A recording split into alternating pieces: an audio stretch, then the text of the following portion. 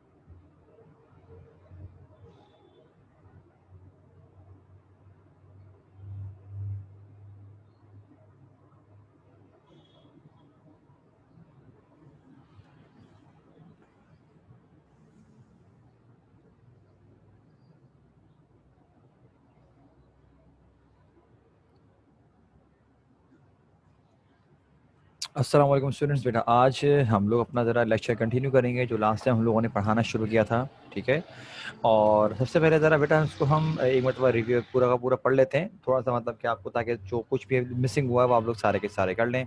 मेरे बच्चों, स्टार्ट में हम लोगों ने बर्ट्रैंड रसेल का ऑथर पढ़ा कि भाई वो अपने ज़ौर के बहुत जाने-पहचाने मतलब कि अच्छे एक राइटर गुज़रे हैं और इनकी पैदाइश 1872 में पैदा हुई और इनको विरासत में अर्लडम मिला था। मैंने आपको बताया था कि अर्ल जो होता है वो टाइटल होता है और विरासत में वो चीज़ मिली थी, लेकिन उन्होंने अपने इस टाइटल को यूज़ नहीं किया, ठीक है? बल्कि वो अपने खुद के मतलब कि कोई नाम कमाने में लग गए वो, और बोल रहे हैं कि भाई वो राइटर जो फेमस बने ना, वो तो बाद में बने, एक फेमस राइटर के तौर पर बाद में सामने आए थे। उससे पहले से वो एक मैथमेटिशियन और फिलोसोफर गुजरे हैं। उसके बाद क्या बोल रहे हैं, कह रहे हैं कि अगर हम बात करें उनकी बुक्स के बारे में, तो भाई शुरुआत करी उन्होंने प्रिंसिपिया मैथमेटिका, फिर हमने पढ़ा था कि न्यूक्लियर थ्रेट के अगेंस्ट उन्होंने थोड़ा बहुत अपनी तरफ से सेकेंड वर्ल्ड वॉर के बाद जो वो कर सकते थे जिस हद तक उन्होंने किया। और फिर बोल रहे हैं कि जनरल इंटरेस्ट पे जो हमने उनकी 3 अलग बुक्स के बारे में पढ़ा था, पहली बुक तो ये रही प्रिंसिपिया मैथमेटिका, फिर हमने पढ़ा था भाई कि उनकी जो बुक्स हैं वो है new hopes for a changing world, the impact of science on society, और क्या था, human society in ethics and politics. ये हमने मतलब उनके बारे में स्टडी किया था, ठीक? अच्छा मेरे बच्चों, अब बेटा स्टार्ट में हम लोगों ने जो पढ़ना शुरू किया था वो ये था कि किस तरह से पावर शिफ्ट होती रही है ईस्ट और वेस्ट की जानिब। मैं इतनी डिटेल में नहीं जाऊंगा, ऑब्वियस सी बात है, बस मैं आपको ऊपर ऊपर से बता रहा हूँ कि कह रहे हैं कि अगर हम पिछले 2000 सालों की बात करें तो उस रिकॉर्ड के मुताबिक स्टार्टिंग में ईस्ट के पास पावर थी, और ईस्ट के पास पावर होने का रीज़न क्या था कि वो सिविलाइजेशन में भी आगे थे और पावर में भी आगे थे। देन बोल रहे हैं कि पावर शिफ्ट होके वेस्ट के पास गई, और वेस्ट के पास जानिब जो पावर गई है उसके कुछ पॉइंट्स मैंने ये बताए थे कि सिविलाइजेशन में जो मुल्क आगे निकल गया था वो था ग्रीस, और पावर वेस्ट की बढ़ने का रीजन था द कॉन्क्वेस्ट ऑफ अलेक्जेंडर, ठीक है? फिर हमने ये बात पढ़ी कि उस टाइम से लेकर जब से मतलब शुरुआत हुई थी तब तक, जब हमारे पास बोलते हैं ना, ये देखो, फॉल ऑफ रोम, या हम बोल सकते हैं फॉल ऑफ रोमन एम्पायर, कुछ भी बोल दो एक ही चलेगा। रोम कंट्री का नाम है, और मतलब कि उन्होंने जो एम्पायर बनाया था उसे हम बोलते हैं रोमन एम्पायर। तो बोलते हैं कि ये तकरीबन टाइम पीरियड गुजरा है 7 to 8 सेंचुरीज, मतलब 700 से 800 साल तक तकरीबन उनकी डोमिनेंस दुनिया में बरकरार रही है। लेकिन बोल रहे हैं कि आखिरकार इनकी पोजीशन किस तरह से इनके हाथ से निकली, पावर किस तरह से हाथ निकली, क्योंकि उस पूरे दौर में रोमन्स की जर्मन से लगातार लड़ाई होती रही है, लेकिन आखिरकार क्या हुआ, जर्मन्स ने रोमन पावर को तबाह करने में कामयाब हो गए। लेकिन इसका रिजल्ट क्या निकला भाई? इसका रिजल्ट ये निकला मेरे बच्चों कि जर्मन्स ने हरा तो दिया, लेकिन खुद वो इतने ताकतवर नहीं रहे थे कि वो रोमन्स की जगह को एक्वायर कर सकते। मतलब वो कहते हैं ना भाई कि उनको हराने में ही उनकी इतनी ताकत लग गई कि वो खुद भी अच्छे खासे तबाह हुए और वो इतने कमज़ोर पड़ गए थे कि खुद अपने आप को उस स्ट्रॉन्ग पोजीशन में जाकर सुपर पावर नहीं कह सकते थे। तो ऑटोमेटिकली पावर शिफ्ट हो गई ईस्ट की जानिब, और फिर मैंने आपको बताया था कि ईस्ट की जानिब शिफ्ट होने के 2 पॉइंट्स थे। एक था कैलिफेट मतलब कि खिलाफत का ज़माना, और दूसरा था हमारे पास क्या, टैंग डायनेस्टी, जो कि हमने आपको बताया था कि चाइनीज़ एम्पायर था। उनके बारे में हमने आपको अलग से पेश के चैप्टर के लास्ट में जो नोट्स लिखे हुए थे उसमें हमने आपको बताया था कि इन्होंने 618 से लेकर 907 तक चाइनीज़ एम्पायर मतलब इनका था वहाँ हुकूमत करी है। पेपर मनी वहाँ पर मतलब मौजूद थी इसी दौरे हुकूमत में इनके, जो कि यूरोप में बहुत अरसे बाद आई थी। फिर हमने ये बात पढ़ी कि जो कैलिफेट में मुसलमानों का मतलब जो खिलाफत का ज़माना था, उस दौर में रोमन्स ने जो बड़ी-बड़ी जगहों को फ़तह किया था, उन तमाम जगहों को इस्लाम ने फ़तह कर लिया और वहाँ पर इस्लामी रियासत मतलब बनाई और मतलब बहुत बड़े लेवल पे फैले। और फिर हमने ये पढ़ा कि जो रोमन्स अपने ग्रेटेस्ट टाइम पर थे, मतलब जो उनकी पीक थी, अगर उस पीक से कंपैरिज़न किया जाए, किसका? खिलाफत के ज़माने का, तो वो रोमन एम्पायर का 700 से 800 साल, मतलब एक बहुत बड़ा टाइम होता है। वो टाइम जो पीक पे था उनका, अगर उसका कंपैरिजन किया जाए तो तब भी वो हल्के पड़ जाएंगे, कम पड़ जाएंगे वो, ठीक है। उसके बाद मेरे बच्चों हम लोगों ने ये पढ़ा कि किस तरह से इस दफ़ा जो वो लोग आगे निकले थे, तो उन्होंने मिलिट्री के साथ साथ साइंस पे भी मतलब कि उन्होंने तरक्की दी करी, फिलोसफी, पोइट्री, आर्ट्स, मैंने इसके बारे में आपसे जिक्र किया। और क्या बोल रहे हैं, इस पूरे दौर में जो मतलब ईस्ट जो आगे रहा है, ये यूरोपियंस के लिए बड़ा ख़तरनाक टाइम था, मतलब वो उनका तारीखी दौर था। और यूरोपियंस अपने तारीख के इस दौर को क्या बोलते हैं, द डार्क एजेस बोलते हैं। मतलब वो बोलते हैं कि जैसे कि ये लिखा है ना, क्या कहते हैं अपना, कहाँ गए, हाँ ये देखो, at a time when Europe was sunk in barbarism, मतलब कि वो तबाही, वो मतलब बोलते हैं ना, बहुत बुरे हालात में डूबे हुए थे वो लोग उसमें। लेकिन आगे से एक और बात कही कि यूरोपियंस में से भी सिर्फ वही लोग इसको डार्क एजेस कहते हैं जहाँ पर क्रिश्चियनिटी थी, क्रिश्चियंस से। और क्या बोल रहे हैं कि अगर हम इसी तरह से स्पेन की बात करें जो यूरोप का ही हिस्सा है, तो बोल रहे हैं कि इट वाज अ मोहम्मदन, मतलब कि वहाँ इस्लाम फैल चुका था। तो यूरोप में इतना बुरा टाइम होने के बावजूद स्पेन अपने तारीख के इस वक्त को द डार्क एजेस नहीं बोलता, बल्कि वो उसका क्या था, बहुत ब्रिलियंट कल्चर था। मेरे बच्चों, अब हम लोगों ने बेटा यहाँ से पढ़ना शुरू करना है। फर्स्ट पेज चैप्टर का जो है उसकी जो थर्ड लास्ट लाइन है, यहाँ से पढ़ना शुरू करेंगे, ठीक है। अच्छा, शाफेन बेटा माइक पर आओ। जी सर। मेरा बच्चा, बुक से पढ़ोगे स्क्रीन से पढ़ोगे? सर स्क्रीन से पढ़ लूंगा। ठीक है बेटा, यहाँ से पेज के ये देख रहे हो, द वेस्टर्न वर्ल्ड नजर आ रहा है? नजर आ रहा है, नहीं नजर आ सर रहा है? ढूंढ रहा हूँ। पेज के आखिर में देखो, बिल्कुल जो स्क्रीन में नजर आ रहा है, द वेस्टर्न वर्ल्ड, देखो मेरा कर्सर नजर जी आ रहा है, सर जी। कर्सर यहाँ से लेके जी पढ़ना सर है जी तुमने सर। बेटा, यहाँ तक पढ़ना है, इट्स मेन वेपन तक। ये जो ये 2.5 लाइन पढ़ो जरा, फिर आगे पढ़ाएंगे हम लोग, ठीक है। पहले यहाँ पढ़ो बेटा। ठीक ठीक है sir. The western world however gradually climbed out of the abyss of barbarism. Columbus and Vasco da Gama were the pioneers of the new Western imperialism, and scientific technique was its main weapon. अब देखो, रुक जाओ, अब क्या बोल रहे हैं, कह रहे हैं कि अगर हम बात करें तो मेरे बच्चों, जैसे कि मैंने आपको कल पॉइंट्स लिखवाए थे ना, अगर चाहो तो आगे और लिख सकते हो, कि जैसे कि बोल रहे हैं कि अगेन तुम लोगों को हेडिंग डालनी पड़ेगी वेस्ट की, कि वेस्ट के पास दोबारा से पावर गई और वो आगे निकले। लेकिन क्या बोल रहे हैं कि आखिरकार वो अपनी उस तारीखी दौर से निकलने में कामयाब हो गए। अभी सिर्फ तारीखी दौर से निकले हैं, अभी इनका मतलब डोमिनेंस शुरू नहीं हुई थी, अभी वो अपनी उस जहालत से निकल के आगे की तरफ जा रहे हैं।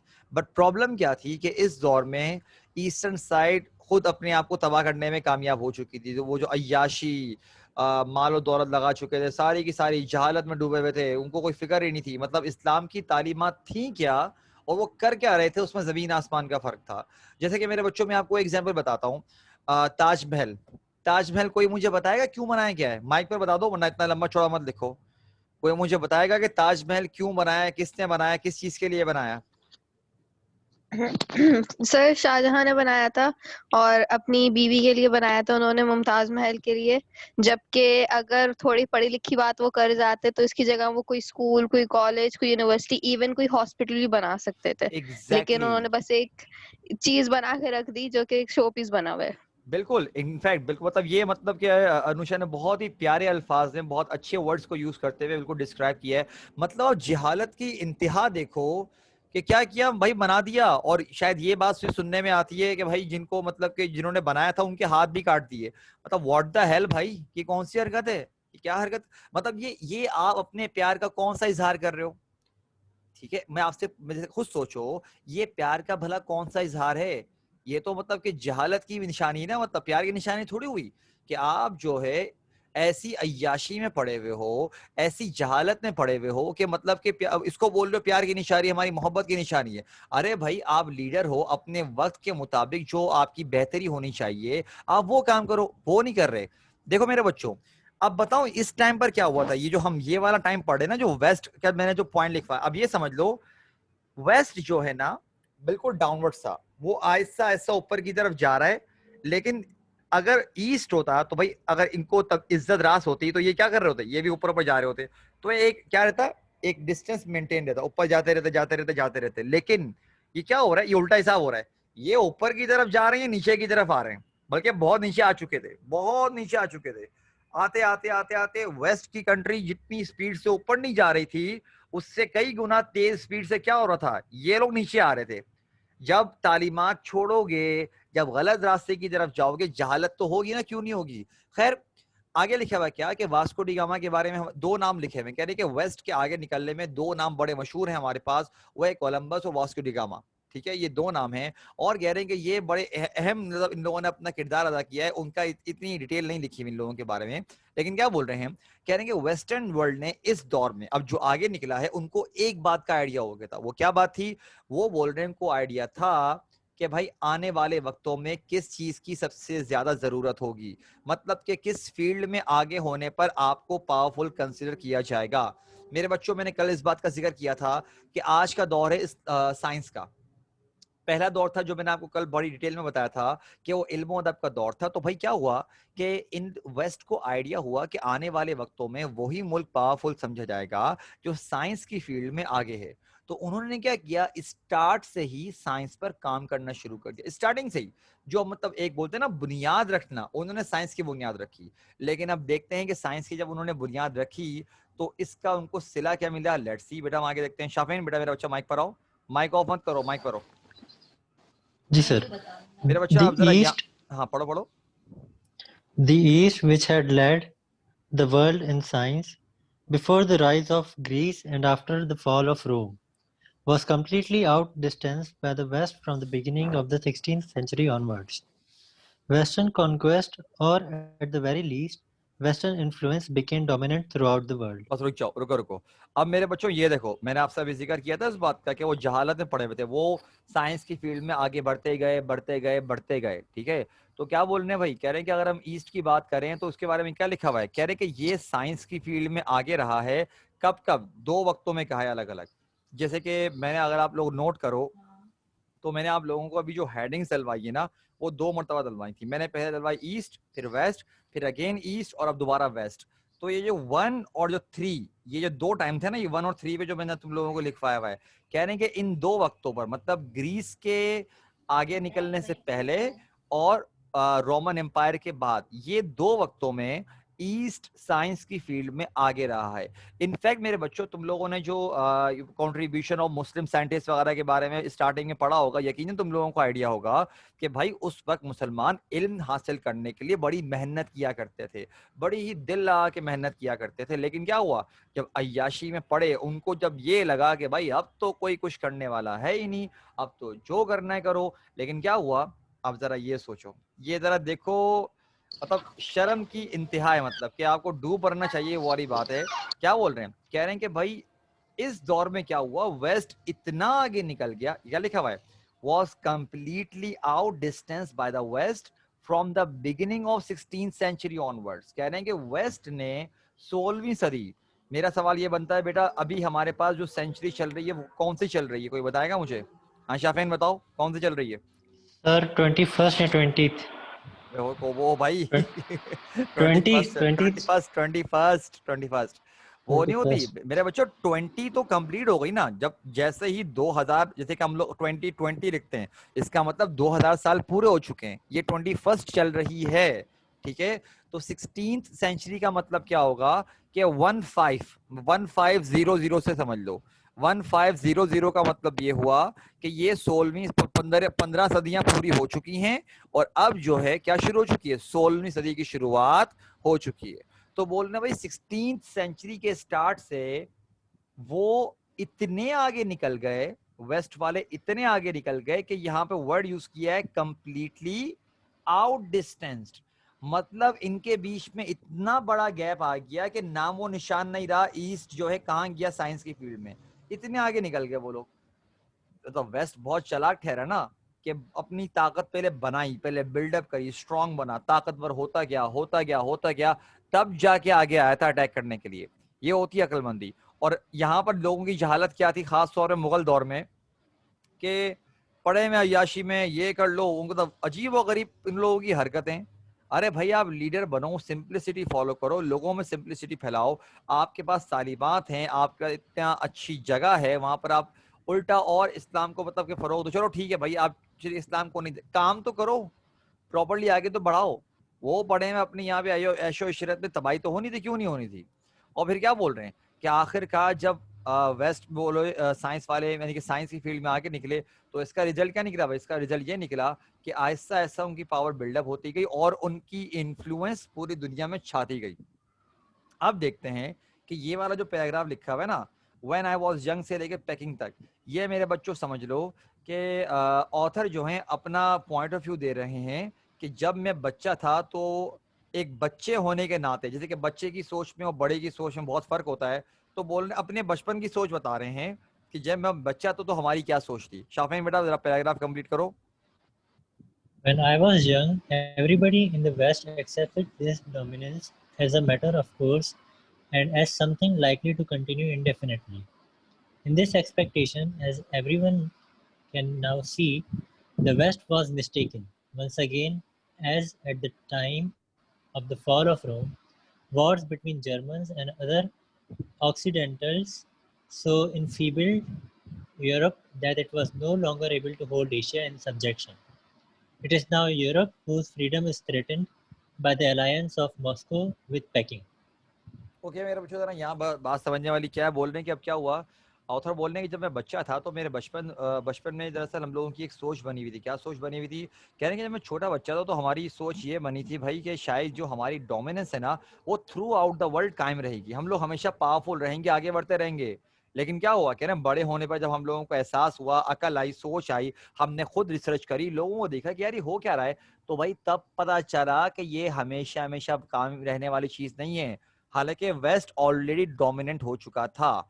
मतलब आप ये समझ लो कि अब जो ये बात कर रहे हैं ना अपने अपने बचपन की, तो आप ये समझ लीजिए कि ऑलरेडी ईस्टर्न कंट्रीज गुलामी की हालत में आ चुकी थी।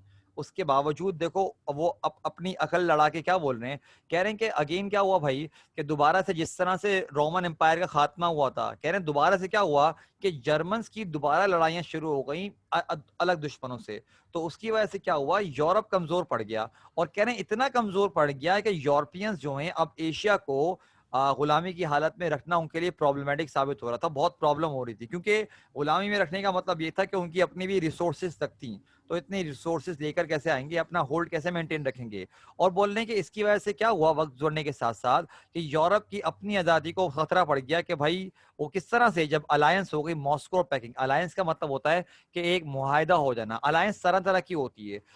एक अलायंस तो ये होती है भाई हमारे पास, अगर हम बात करें कि आप हमें कुछ कहोगे ना, हाँ आप हम ना, फिर ना ही हम आपको कुछ कहेंगे, ये अलायंस हो गई। क्या आपने मिलिट्री अलायंस कर ली। एक होती है डिफेंस अलायंस, मतलब कि आप और मैं हमने अलायंस कर ली, भाई कोई मुल्क अगर आप पे अटैक करेगा मैं आपको डिफेंड करने के लिए आऊंगा, और अगर मुझे करेगा तो आप मुझे डिफेंड करने के लिए आओगे, मतलब ये होती है डिफेंस अलायंस। अलग अलग तरह की होती हैं। तो बोल रहे हैं ये दो कंट्रीज जब आपस में अपना अलायंस किया, मुआहदा किया, तो यूरोप अपने खुद के खतरे में पड़ गया। बल्कि अब ये वाला सीन था कि एशिया को होल्ड रखना बहुत मुश्किल बात थी। मेरे बच्चों यहाँ तक हम लोगों ने, जो तुम लोगों को याद है मैंने ईस्ट और वेस्ट की हेडिंग चलवाना शुरू करी थी, उससे पहले मैंने लिखवाया था ऑल्टरेशन ऑफ पावर। तो मेरे बच्चों ये समझ लीजिए कि यहाँ पर हमारे पास वो ऑल्टरेशन ऑफ पावर का खत्म हो चुका है, ठीक है। और इसके आगे नेक्स्ट हेडिंग डाल दो तुम लोग सारे के सारे, फिर मैं उसके बाद तुम लोगों को पढ़ा के समझाता हूँ। वो क्या बोल रहे हैं कि अपना हेडिंग क्या डलवाऊं तुम लोगों को अपने वर्डिंग में। हाँ लिखो लिखो, व्हाइट मैन इंसोलेंस, ये लिखो व्हाइट मैन, गोरा गोरा आदमी, व्हाइट मैन इंसोलेंस। इंसोलेंस की देखो मेरे बच्चों स्पेलिंग ये लिखी हुई है, ये लिख लो। अच्छा, अब आते हैं हम लोग। अफान, मेरा बच्चा माइक पर आओ जरा। अफान, कहाँ गया मेरा बेटा? माइक पर आओ। ये मत बोलना सर गला खराब है या माइक खराब है, पहले बोल रहा हूँ मैं। Yes sir. हाँ, अल्लाह का शुक्र। ठीक है। अफान बेटा, ये वाला पैराग्राफ देख रहे हो, पैकिंग के बाद वाला, यहाँ से पढ़ना है, ठीक है? Yes sir. यहाँ से लेके यहाँ तक पढ़ो। डिजायर फॉर कॉन्क्वेस्ट, ये पूरा रीड करो, ठीक है? बुक से पढ़ रहे हो, स्क्रीन से पढ़ रहे हो? Screen sir. ठीक है, पढ़ो। शाबाश बेटा, पूरा पढ़ो। This is a new fact which I think that even Asia has not yet adequately realized. For centuries, Asia has suffered under the insolence of the white man. I have myself seen this insolence displayed in ways that made my blood boil and boil furry. This long experience of European line खा गए, domination line has खा गए, made पूरी line खा गए, पूरी line खा गए। माय ब्लड बॉयल के my आगे तो blood boil, and that if I had been in an Asian and not a European, would have roused me to fury. Fury, This long fury, experience fury, was अरे अरे अरे, fury, आराम से, आराम से, जज्बाती नहीं, सुकून से, सुकून से, ठीक है? पूरा पढ़ा रहा हूँ। फ्यूरी पढ़ो, आगे बढ़ो। This long fury. This long experience of European domination has naturally produced a mood of resistance, and as always happens in such cases, there is a danger lest the fight for independence should become a desire for conquest. बस सही है, ठीक है। अब मेरे बच्चों यहाँ पर जो है वो दरअसल क्या बता रहे हैं कि बेसिकली अंग्रेजों ने जुल्म क्या किया है, उसके नताइज क्या निकले हैं और उसके खतरे क्या हो सकते हैं, ठीक है? अच्छा देखो, जब मैं पॉइंट बता रहा होता हूँ ना भाई, तो एक तो मैं अलग से पॉइंट लिखवाता हूँ मेरे बच्चों। अगर तुम लोगों को मैं एक्स्ट्रा जैसे कि डिटेल दे रहा होता हूँ, तो भाई अपने पास रोमन में लिखते रहा करो, ठीक है? अब वो जैसे कि तुम लोग मैसेज टाइप नहीं करते, उस तरह लिख लिया करो, क्या सर ने ये पॉइंट बताया था, तो याद रखने में आसानी होगी। तुम लोगों को रट्टा नहीं लगाना पड़ेगा, सारे पॉइंट जहन में होंगे, पेपर वगैरह आराम से अटेम्प्ट कर लोगे। अब क्या बोल रहे हैं, कह रहे हैं कि अगर हम बात करें अंग्रेजों की, तो कह रहे हैं एशिया ने जो जुल्म सितम सहे हैं, जो यहाँ के मुल्कों ने, यहाँ के रहने वाले रिहायशियों ने, एशियंस ने जो कुछ भी अंग्रेजों के जुल्म सहे हैं, वो हद है। कह रहे हैं इनफैक्ट मैं एक अंग्रेज हूँ, मुझ पर जुल्म नहीं हुआ, मैं सिर्फ ऑब्जर्व कर रहा हूँ, देख रहा हूँ, और सिर्फ देखने पर ही मेरा खून खौल गया, तो न जाने जिनके ऊपर जुल्म किए गए थे उन बेचारों की हालत क्या होगी। और कह रहे हैं कि शायद ये यहाँ के जो रहने वाले लोग हैं, मतलब जो बोलते हैं ना कि वेस्ट की डोमिनेंस है, कह रहे हैं ये लोग शायद लीडर्स वगैरह एक बात नहीं समझ पा रहे। वो क्या कह रहे हैं कि भाई इनकी इतने ज्यादा जुल्म करने पर, इतने ज्यादा लोगों को बोलते हैं ना सप्रेस करना, दबाना। देखो भाई, गुलामी जो है ना एक ऐसी चीज है, किसी को दबाना एक ऐसी एग्जाम्पल है कि मेरे बच्चों आप ये समझ लो कि बोलते हैं ना एक स्प्रिंग है, स्प्रिंग को आप दबाओ दबाओ दबाओ दबाओ, जितना दबाओगे आपकी ताकत और लगती जाएगी, आखिर में आपको बहुत ताकत की जरूरत है। लेकिन होगा क्या, जब आप पूरा दबा दोगे एक तरह से, आखिर में क्या होगा, आपके लिए होल्ड करना मुश्किल होगा, क्योंकि जब आप वो छोड़ोगे तो स्प्रिंग ऑटोमेटिकली क्या होगा, पूरा एकदम उछल के सामने आएगा, ये वाली हालत होगी। तो कह रहे हैं भाई थोड़ा सा ख्याल रखा करो इस बात। और फिर क्या बोल रहे हैं, कह रहे हैं अब तो ख्याल क्या रखना, मतलब अब तो जुल्म हो चुका है, लेकिन कह रहे हैं अब अंग्रेजों को एक बात जहन में रखनी चाहिए। वो क्या, कि भाई उन्होंने एक फीलिंग क्रिएट कर दी है वहां के रिहायशियों में, क्या कि हमें आजादी चाहिए। कह रहे हैं अगर आजादी चाहिए हो तब तक तो कोई मसला नहीं है, चलो ठीक है आजादी चाहिए, लेकिन अब जरा ये सेंटेंस देखो और समझो क्या लिखा हुआ है। There is a danger lest the fight of independence should become a desire for conquest. कह रहे हैं खतरा किस बात का है, खतरा इस बात का है कि अभी जो वो आजादी की जंग लड़ रहे हैं वो तो सही है, लेकिन उन्होंने अपना टारगेट चेंज कर दिया कि भाई आजादी तो हम लेकर ही रहेंगे, लेकिन उसके साथ साथ तुम लोगों को भी नहीं छोड़ेंगे। मतलब आजादी हासिल करेंगे, फिर उसके बाद तुम लोगों पे हमला करेंगे और तुम लोगों पे कब्जा करेंगे। कह रहे हैं अगर ये फितरत, क्योंकि देखो इंसान की नेचर क्या है, वो बोलेगा अच्छा मुझ पे इतना जुल्म किया, एक मिनट रुको जरा, मुझे एक मतलब पावर में आने दो ना, तुम लोगों की मैंने हालत खराब करी, ये वाली हरकत, ठीक है? तो बोल रहे हैं अंग्रेजों को ये बात समझनी चाहिए कि जब वो इतने जुल्म सितम ढा चुके हैं, तो उनको ये बात समझनी चाहिए कि आगे से उनका ये रिजल्ट निकल सकता है। और बताऊं क्या, यकीन करो यहाँ पे कभी भी मुसलमान ना अगेंस्ट नहीं होते या हिंदू अगेंस्ट नहीं होते। अंग्रेज अगर यहाँ पर आते, हुकूमत बनाते, और इनफैक्ट इतनी अच्छी हुकूमत बनाते जैसे उनकी अपने मुल्कों में थी, यहाँ पर लोगों को जॉब्स देते, प्रोवाइड करते, पूरा सिस्टम बनाते, मैं गारंटीड कह सकता हूँ यहाँ पर कोई एक बंदा अगेंस्ट नहीं जाता। क्योंकि उनको फील ही नहीं होता कि हम गुलामी की हालत में जी रहे हैं। लेकिन यहाँ पर अंग्रेजों ने जुल्म किया, जुल्म ढाया, लोगों के ऊपर तरह तरह के जुल्म किए गए। तो ऑब्वियस सी बात है भाई, एक इंसान बर्दाश्त करता है, बर्दाश्त करता है, बर्दाश्त करता है, कड़वा घूंट पीता रहता है, पीता रहता है, लेकिन एक वक्त आता है कि वो फटता है। और आखिर में उसकी फीलिंग क्या होती है? वो कहता है भाई मैं तो मरूंगा, तुम लोगों को लेकर मरूंगा। तो वो बेसिकली यही बताना चाह रहे हैं कि अगर तो ये जज्बात तुम लोगों ने पीक पर ले गए तो इतना याद रखना वो छोड़ेंगे नहीं। क्योंकि भाई एक हमेशा एक बात याद रखिएगा, a person who is ready to die is the most dangerous opponent. एक ऐसा शख्स जो कि मौत के लिए तैयार है, उससे खतरनाक मुकाबला आपका किसी का नहीं हो सकता। वो सबसे खतरनाक शख्स है जो आपको चैलेंज करेगा। क्योंकि देखो नॉर्मली क्या होता है, चैलेंज करता है बंदे को, अपना डर होता है मैं मर जाऊंगा, ये हो जाएगा, वो हो जाएगा, इज्जत खराब हो जाएगी। एक शख्स पहले से जहन बना के बैठा हुआ है, मौत आनी है आए, तुझे नहीं छोड़ूंगा। अगर ये वाला सोच बना के बैठी है वो वाली चीज, और पूरी कौम बना के बैठी हुई है, क्या करोगे? 1000 मार लोगे, 10,000 मार लोगे, लाख मार लोगे, 10 लाख मार लोगे, कितने मार लोगे? और भाई वहां पर बंदा मौजूद था 10 करोड़ मुसलमान, सही है, और कितने 30 करोड़ दूसरे लोग करोड़ों में मौजूद थे। अगर सारे एक साथ आते ना, हालत बुरी हो जाती इन लोगों की। तो वो यही बता रहे हैं कि थोड़े हालात तुम लोगों ने ऐसे खुद बनाए हैं, तुम लोगों ने खुद हालात बिगाड़े हैं। अब देखते हैं क्या लिखा हमारे पास। कहाँ गया? हाँ खैर ये इसी से कनेक्टेड है। अब जरा आगे बढ़ते हैं। अफान मेरा बच्चा ये वाला पैराग्राफ ही पढ़ लो। There are, it is true, पढ़ो यहाँ से लेकर ये वेस्टर्न यूरोप तक पढ़ो। There are, it is true, some remnants of white imperialism is to be swept away. The French are reluctant to abandon their claims in Indochina.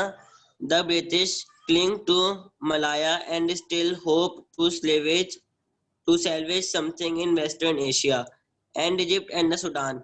But in a large view, it is clear that what remains of European power in Asia is doomed. No one can seriously suppose that Western Europe can long retain such shreds of power as remain to it in Asia. Nor does it seem probable that American imperialism will be able to replace that of Western Europe.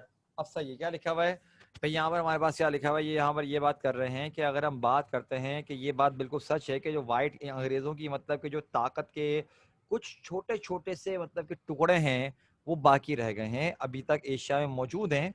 लेकिन वो मतलब कि क्या है, मतलब बाकी हैं कि वो निकलने वाले हैं। लेकिन उनके बारे में आगे क्या कहा बता रहा हूँ। कह रहे थे कि फ्रेंच हैं वो, मतलब कि अभी तक क्या है वो तो है ना, वो बस जैसे कि एक हम बोलते हैं ना, बस पकड़ के रखना, छोड़ नहीं रहे, हाथ से चीज निकल रही है लेकिन छोड़ने के लिए तैयार नहीं है, वो वाली हरकतें कर रहे हैं। जैसे कि उन्होंने क्लेम किया हुआ है भाई इंडो चाइना पर कि मतलब कि हम लोगों को यहाँ पर मतलब कोई एक पर्टिकुलर जगह यहाँ ये हम पर बिलोंग करते हैं, हमारी हुकूमत है यहाँ पर। और कह रहे हैं इसी तरह से अगर हम बात कर रहे हैं अंग्रेजों की, तो मलाया में मतलब कि उसने अभी तक पकड़ के बैठा हुआ है कि नहीं मुझे चाहिए। और कह रहे हैं कि इसके साथ साथ जो है मतलब इजिप्ट और सूडान में भी। लेकिन बोल रहे हैं कि किसी भी तरह से ये होल्ड करने की कोशिश कर लें, पकड़ने की, रोकने की, अपनी ताकत को मेंटेन करने की कोशिश कर लें। इनको एक बात समझनी चाहिए क्या, कि what remains of European power in Asia is doomed, कि जो बची कुची इनकी ताकत है ना वो ऑलरेडी तबाह हो चुकी है, वो वाली बात है। ठीक है, जैसे कि लकड़ी है, लकड़ी को जब जलाते हो तो जलने के बाद राख बाकी रहती है ना, तो वो वाला एग्जाम्पल है। कह रहे हैं बाकी है लेकिन राख वाली सूरत हाल है इसकी, वो लकड़ी नहीं रही, वो उसकी वो ताकत है ही नहीं। लिखा हुआ है ना, कह रहे हैं कि अब आप ये मतलब कहीं से एक्सपेक्ट कर ही नहीं सकते कि यूरोप जो है, ये लिखा है ना, shreds of power, shreds of power, shred किसे बोलते हैं वो देखते नहीं हो, जैसे कि तुम शायद लड़कियों को पता होगा जो थोड़ी बहुत मतलब कि कुकिंग वगैरह करती हैं, जो छोटे छोटे पीस करते हैं, जो एक काट रहे होते हैं, छोटे छोटे छोटे छोटे श्रेड कर रहे होते हैं, that is called shred. Shred बोलते हैं बहुत छोटे छोटे जो पीस के, इनको पावर के जो इनके हिस्से कहीं पर अगर मेंटेन है अभी तक, वो कहीं से ये उम्मीद लगा ही नहीं सकते कि हम यहाँ पर अपनी हुकूमत मेंटेन कर सकते हैं या करके रखेंगे। और क्यों? और कह रहे हैं कि इनको ये बात भी रखनी चाहिए कि अमेरिकन इंपीरियलिज्म जो है वो भी यहाँ पर आके कुछ भी नहीं कर सकता। लेकिन आगे बढ़ते हैं, क्या लिखा हमारे पास। आयशा इश्तियाक बेटा माइक पर आइए।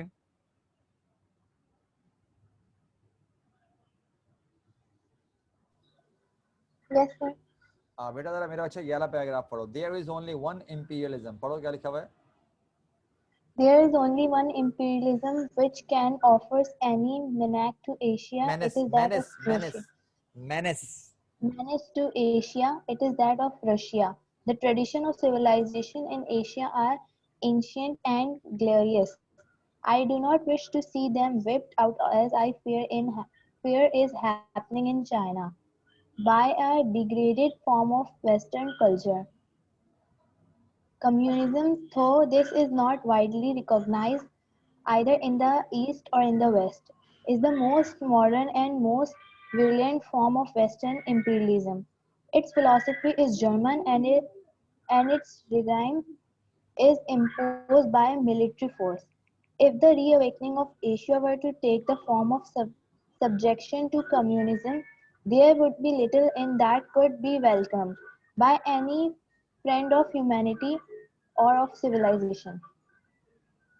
अब देखो हमारे पास यहाँ हम क्या बोलने कह रहे हैं कि अगर अब अच्छा मेरे बच्चों इसके आगे हेडिंग डाल दो, बस सारा ये वाला पैराग्राफ पढ़ के हम जरा वाइंड अप कर रहे हैं, क्योंकि जो अगला जो पैराग्राफ है ना वो दरअसल एक अलग बात शुरू हो जाएगी, तो इससे कनेक्ट हम मेंटेन कर नहीं पाएंगे, लिहाजा वो हमको अभी पढ़ेंगे तो मज़ा नहीं आएगा, क्योंकि वो पढ़ने के लिए हमें अगले 1-2-4 पैराग्राफ पढ़ने पड़ेंगे, तब जाके वो पूरा एक सेंस समझ में आएगा।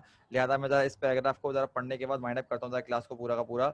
अब क्या बोल रहे हैं, कह रहे हैं कि अगर हम बात करें कि अब जो चीज़ बाकी रह गई है, जो एशिया में अगर कोई खतरा है तो वो है रशिया का। हाँ भाई मेरे बच्चों, क्या कोई मुझे बता सकता है कि रशिया का खतरा क्या था? क्या कोई मुझे बता सकता है कि रशिया का क्या खतरा था? किसी को कोई नॉलेज है भाई तो बताओ, आ जाओ, किसी को नॉलेज है तो माइक पर आ जाओ, खुद ही आ जाओ, या अगर माइक नहीं खुल रहा तो हैंड रेस कर लो। मेरे ख्याल से यार किसी को भी अंदाजा नहीं, शायद किसी को भी नहीं पता। भाई रशिया दरअसल पहले क्या हरकतें किया करता था, वो ये था, देखे रशिया को देखे ना कितना बड़ा मुल्क है। बल्कि एक मिनट को किसी का मैसेज आया हुआ है, देखते हैं क्या मैसेज है भाई। आयशा बेटा सुपर पावर तो खैर नहीं बोलेंगे, बेसिकली एशिया रशिया के कुछ हालात ये हुआ करते थे कि दूसरे मुल्कों पे अटैक करता था और क्या करता था कि उनको भी अपनी ही बाउंड्री में शामिल कर लेता, छोटे छोटे हिस्सों पे हमला करता रहता, बहुत बड़ा मुल्क बन गया। इनफैक्ट आपको मजे की बात बताऊं, रशिया ने पाकिस्तान पे भी हमला करने की कोशिश करी है, जी हाँ।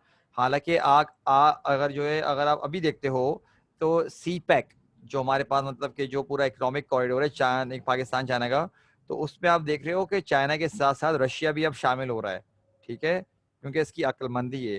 पहले बकायदा ये पाकिस्तान पे भी हमला करने की कोशिश कर चुका है लेकिन नाकाम हो गया था, क्योंकि पता है कहाँ से आ रहा था, ये भाई साहब आ रहे थे अफगानिस्तान के थ्रू। तो इसकी सबसे बड़ी बेवकूफ़ी थी भाई, ये जो कौमें हैं ना हमारे पास अफगानी और पठान, अरे भाई अपना दिमाग खराब कर लो कि आप इनसे नहीं लड़ो तो बेहतर है। ये कौम जब लड़ने पर आती है ना, ये फिजिकली तौर पे भी बहुत ताकतवर है माशाल्लाह से, कुदरती तौर पे अल्लाह पाक की तरफ से, और इनको मेंटली तौर पे भी बहुत वो है, मतलब बहुत माशाल्लाह से मतलब ताकतवर होते हैं बहुत ज्यादा, और इनको हराना बहुत मुश्किल है। मतलब यार ये अगर आपको लगता है ना कि अमेरिका अफगानिस्तान पे आगे हावी हुआ है, तो भाई अगर हावी हुआ हुआ है अभी तक तो फिर अपनी मिलिट्री क्यों भेज रहा है, अभी तक अपनी फोर्सेस क्यों भेजता है? वो इसीलिए भेजता है क्योंकि इसका अभी तक टोटल पूरा कंप्लीट कंट्रोल नहीं हुआ है वहां पर उसने एक लिमिटेड जगहों पर कुछ परसेंट पर उसने हमला किया हुआ है, उसने कब्जा। जो वहाँ के आबाई जो वहाँ पे लोग रहने वाले हैं ना, जो पहाड़ों वगैरह करीब रहते हैं, वो नहीं मानते हैं, वो लोग वो प्रॉपर अपना फॉलो कर रहे होते हैं। रशिया आके लड़ झगड़ के अफगानिस्तान नहीं लड़ झगड़ के वापसी चला गया, आगे नहीं बढ़ सका, ये वाला सीन है, ठीक है। तो बोलने कि अब आने वाले वक्तों में सिर्फ और सिर्फ रशिया का मतलब खतरा है तो खतरा है, वरना और कुछ भी नहीं है। लेकिन एक और क्या बात क्या बोल रहे हैं, कहने कि हमें एक बात याद रखनी चाहिए कि भाई जैसे कि बोलते हैं ना कम्युनिज्म या फिर मतलब कि इंपीरियलिज्म बोल रहे हैं, मतलब कि इंपीरियलिज्म तो ये होता है कि मिलिट्री फोर्स को यूज करते हुए दूसरों में करना, लेकिन कम्युनिज्म एक अलग चीज है। मतलब ये डेमोक्रेसी नहीं है, डेमोक्रेसी एक अलग चीज है। डेमोक्रेसी होती है भाई कि आपने वोटिंग सिस्टम किया, पब्लिक जिसको चाह रही है कि लीडर बनाए उसके मुताबिक वो लीडर आएगा। कह रहे हैं यहाँ पर वो सिस्टम नहीं होता, ये अलग होता है। कह रहे हैं कि चाइना में जैसे कि मेरे बच्चों लिखा हुआ है कि I don't wish to see them, जैसे कि चाइना के अंदर मतलब होता जा रही है चीज़। कह रहे हैं कि कम्युनिज्म एक ऐसी चीज़ है कि जो कि ज़्यादातर दुनिया में अप्लाई नहीं की जाती। ज़्यादातर लोग बोलते हैं कि हम डेमोक्रेसी ही अप्लाई करेंगे, लेकिन कह रहे हैं कि वो अपना अपना पॉइंट ऑफ व्यू बता रहे हैं। कह रहे हैं कि मेरे ख्याल से जो है जो मतलब कम्युनिज्म की वजह से क्या होता है, लोगों की डेवलपमेंट नहीं होती। हालांकि इनका अपना ख्याल है, लोगों का अपना ख्याल है। मतलब कम्युनिज्म की थ्योरी ये होती है कि भाई जैसे कि कोई ऐसी ऑर्गेनाइजेशन जो कि बोलते हैं ना जहाँ पर आपको आपके स्किल्स के मुताबिक जो आप डिजर्व करते हो उसके मुताबिक आपको अप्लाई किया जाएगा। जैसे कि चाइना के बारे में मैं आपको पहले ही भी शायद बता चुका हूँ कि वहाँ पर कोई पॉलिटिकल पार्टी नहीं है, वहाँ पर सिर्फ एक पॉलिटिकल पार्टी है। उनका एक ही टारगेट होता है और उस टारगेट को अप्रोच करने के लिए वो 2 अलग-अलग अपनी ही पार्टी से मेंबर्स को उठाते हैं और उन्हें सेलेक्ट करते हैं। मतलब टारगेट सेम रहेगा तो आगे बढ़ते हैं। अब किसी की सोच में होगा कि नहीं यार गलत है, कोई बोलेगा नहीं सही है, वो उनके ऊपर डिपेंड करता है। लेकिन मेरे बच्चों यहाँ पर हमने ये इस पैराग्राफ को वाइंड अप किया कि मतलब कि इन शॉर्ट ये था कि रशिया की इंपीरियलिज्म थी जो खतरा है। मेरे बच्चों को कोई सवाल है तो पूछ लो, वरना जरा मुझे बता दो कि सर ऑल क्लियर, तो फिर हम जरा लेक्चर यहीं पे रोक देते हैं। शाबाश, सबसे पूछ रहा हूँ। अफान, आयशा चौधरी, आयशा, इश्तियाक, अनुषा, मोइज, शाफेन, सब बताओ बेटा, कोई क्वेश्चन है तो पूछ लो। सर जी बेटा। सर ऑथर कम्युनिज्म को पॉजिटिवली ले रहे हैं या वो कह रहे हैं कि ये नुकसानदेह हो सकता है? नहीं देखो ये क्या लिखा हुआ है, ये देखो मेरा बच्चा क्या कहते हैं, अनुषा माइक पर हो बेटा, माइक पर आओ जी सर। बेटा, यहाँ से पढ़ो जरा, आराम आराम से पढ़ना। इफ द रीअवेकनिंग, पढ़ो क्या लिखा हुआ है। मैं बुक से ले रहा हूँ, एक minute. If the reawakening of Asia were to take the form of subjection to communism, एक मिनट रुको रुको there रुको would be रुको रुको, little. अरे अरे अरे अरे रुको रुको, मेरी बात भी सुन लो, ठीक है। कह रहे हैं कि अगर एशिया जो पावर में आ रहा है, अगर पावर में आने पर ये अपना सिस्टम कौन सा बनाता है, कौन सा वाला बनाता है, अगर सब्जेक्शन टू कम्युनिज्म, मतलब Communism. हाँ, तो क्या होगा जरा देखो क्या लिखा हुआ है। There would be little in it that could be welcomed by any friend of humanity or of civilization. मतलब कि क्या, वो आप खुद बताओ, पॉजिटिव ले रहे हैं कि नेगेटिव ले रहे हैं वो? नहीं, ये समझ में नहीं, सेंटेंस समझ में नहीं आया। नेगेटिव ले रहे हैं कि मतलब वो ह्यूमैनिटी और सिविलाइजेशन के लिए बेहतर नहीं हो गई वो चीज। एग्जैक्टली लेकिन ये इनका पॉइंट ऑफ व्यू है भाई। क्या पता जो वहां पर रहने वाले लोग होते हैं वो बोलते हैं भाई हमारे लिए सही है, लेकिन इनका पॉइंट ऑफ व्यू जो बर्ट्रैंड रसेल ऑथर हैं वो बोल रहे हैं कि मतलब कि ये नहीं होना चाहिए। वो बोलते हैं कि मतलब डेमोक्रेसी टाइप की ही होनी चाहिए, तो होनी चाहिए कि असल गवर्नमेंट ये बने। हाँ अनुषा मेरा बच्चा, आप क्लियर है या कोई और सवाल पूछते हैं तो वही पूछ लो बेटा, फिर हम क्लास से तो वाइंड अप कर रहे हैं बस जरा। क्लियर है सर। ओके तो मेरे बच्चों बेटा आज हम इसको हम यहाँ पे रोकते हैं, ठीक है। मैं अभी भी कह रहा हूँ कि चैप्टर खुद मत पढ़ना, तुम लोगों को कुछ समझ नहीं आएगा, मुझे समझाने देना ये, ठीक है। चैप्टर बहुत इसी तरह का है, हालांकि देखो 2 क्लास में हमारे सिर्फ 2 पेज ही कवर हो सके, क्योंकि इसमें वर्डिंग ऐसे यूज हुई हुई है कि एक आम बंदा रीड करना शुरू करेगा उसकी हालत बुरी हो जाएगी, ठीक है मेरे बच्चों। बेटा इसको हम यहाँ पे रोकते हैं, इंशाल्लाह नेक्स्ट टाइम दोबारा चैप्टर कंटिन्यू करेंगे। ओके, अपना ख्याल रखिएगा, अस्सलाम वालेकुम, अल्लाह हाफिज।